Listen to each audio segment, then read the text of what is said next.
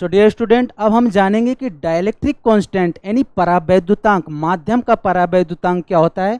कोई इसको कैपिटल के से जाने होंगे, कोई स्मॉल के से जाने होंगे। चलिए हम इसको जान लेते हैं कैपिटल के।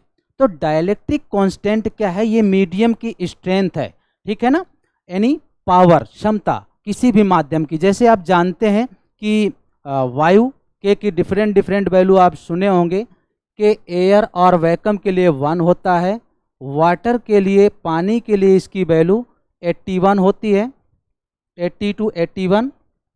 जैसे मेटल या धातुओं के लिए आप जाने हैं तो इसकी वैल्यू इनफाइनाइट होती है। एयर और वैक्यूम मोस्टली यूज होता है, ठीक है। तो सबसे वैल्यू कम अगर है तो वो वायु या निर्वात में ही है के की वैल्यू, ठीक है। और किसी भी मीडियम में जाएंगे तो इसकी वैल्यू बढ़ती जाएगी। अब इससे हम आंकड़ा लगाते हैं फोर्स का।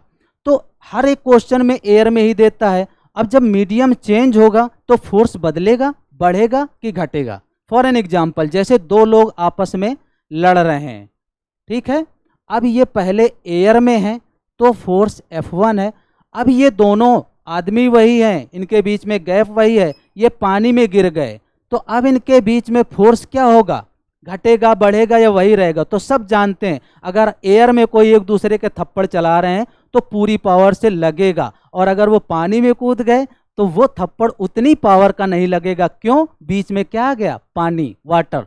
तो एयर और वैक्यूम को छोड़ के कोई भी मीडियम में जाएंगे तो इसका जो फोर्स होगा वो घटता जाएगा। इट मीन्स कि F की वैल्यू के इन्वर्सली प्रोपोर्शनल होती है। अब ये भी जान लें कि ये के डाइलेक्ट्रिक कांस्टेंट, परावैद्युतांक क्या है?